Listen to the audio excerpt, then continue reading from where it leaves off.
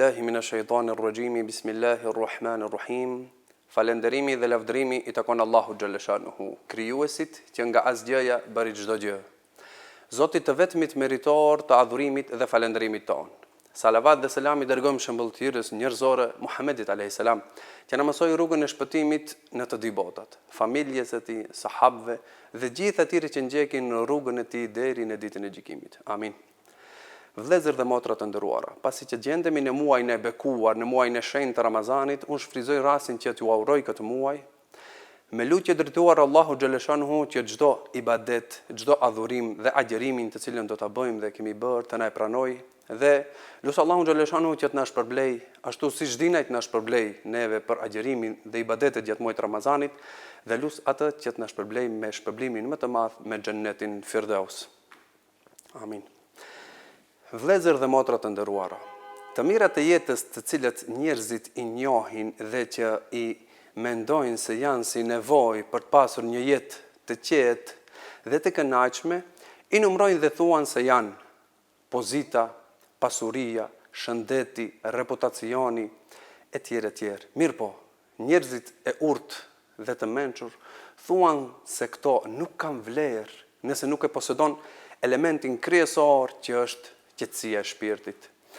Sepse pozita, shëndeti, pasuria mund t'i jepet çdo kujt do, por qetësinë e shpirtit rrallë kush mund ta gëzoj ose ta posedoj. Por cila është rruga që neve na sjell atë qetësinë e shpirtit, që ne mund ta fitojmë qetësinë e shpirtit, nëse nuk është as pasuria, as shëndeti, as pozita. Fillimisht gjëja e parë, por rruga e parë në të cilën ne mund ta fitojmë qetësinë e shpirtit është besimi I fortë në Allahun xhaleshanuhu. Të kemi një lidhje të fortë me Allahun xhaleshanuhu, sepse qetësia e shpirtit është dhuratë të cilën Allahu xhaleshanuhu ja zbret apo ja jep atij të cilin ai e don. E këtë qetësi të shpirtit Allahu xhaleshanuhu u zbret besimtarëve. Këtë e argumentojmë me një ajet të Kur'anit në surën Fath, në ajetin e 4, Allahu xhaleshanuhu thotë kështu: Bismillahirrahmanirrahim.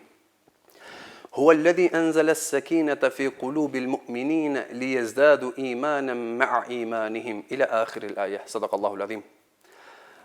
Ai është që në zemrat e besimtarëve zbriti qetësinë për ta shtuar ata bindjen në besimin e vetë që kishin. Qetësia shpirtërore është frymëzim qiellor, të cilin Allahu xhaleshanuhu e zbret në zemrat e besimtarëve me qëllim që ata të jenë të qëndrueshëm kur njerëzit janë të paqëndrueshëm.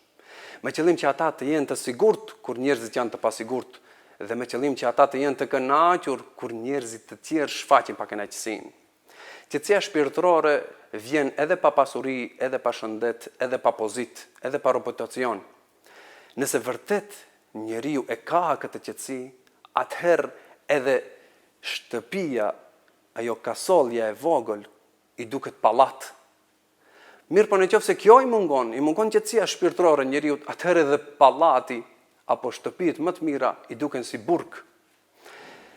Një mënyrë, një formë tjetër të cilën ne mund ta fitojmë qetësinë e shpirtit është edhe përmendja Allahu xhaleshanuhu.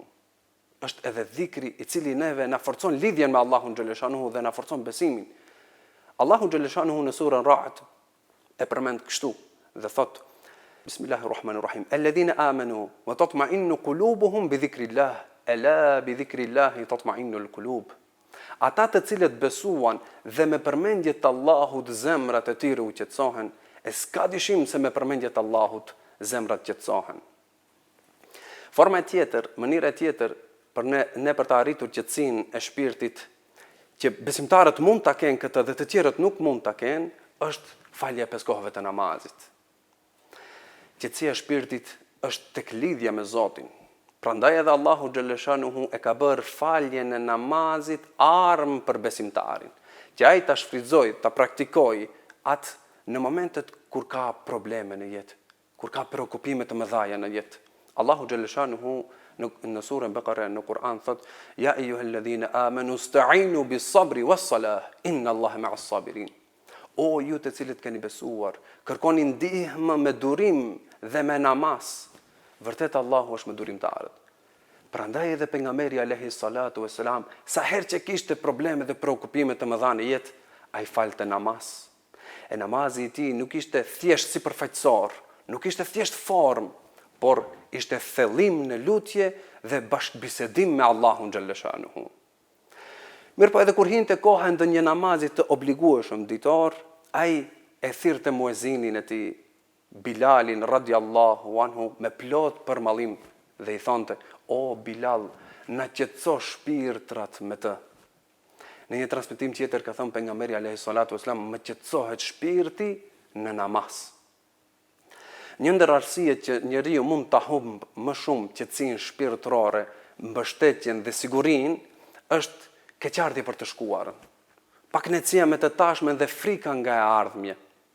Mirë po, në qoftë se njeriu është i kënaqur me atë që i ka caktuar Allahu xhallashanuhu, ai atëherë vërtet e ka gjetur qetësinë e shpirtit për vetveten e tij, për të kaluarën, për të tashmen dhe për të ardhmen e tij. Në qoftë se njeriu ndjen bindje në atë që i ka premtuar Allahu xhallashanuhu, nuk ka pse ta sheh me frikë atë çka ja sjell e nesërmja, por duhet mundohet që ta fitojë atë dhe ta jetoj atë në mënyrën më të mirë të mundshme. Pra qetësia shpirtërore, nëse duam që ta kemi ne, atëherë duhet që fillimisht të kemi një besim të fortë në Allahun xhallashanuhu, një lidhje të fortë me të përmes namazit vullnetar, përmes duaz dhe përmes dhikrit, përmendjes së Allahut xhallashanuhu. Pastaj, të jemi të kënaqur me atë që na ka caktuar Allahu xhallashanuhu, të mos shqetësohemi me gjërat të cilat janë jashtë kontrollit ton. Tjetra, t'i falim rregullisht 5 kohët e namazit. Dhe ajo e fundit që është të synojmë ahiretin dhe jo vetëm këtë dunja. Nëse ne i shfrytëzojmë këto udhëzime, atëherë inshallah Allahu xhallashanuhu do zbrit qetësinë, rehatin në shpirtrat dhe në zemrat tona. Unë lut Allahun xhallashanuhu që qetësinë e shpirtit, nëse nuk e kemi pasur, të na zbret në zemrat tona në këtë muaj të shenjtë të Ramazanit.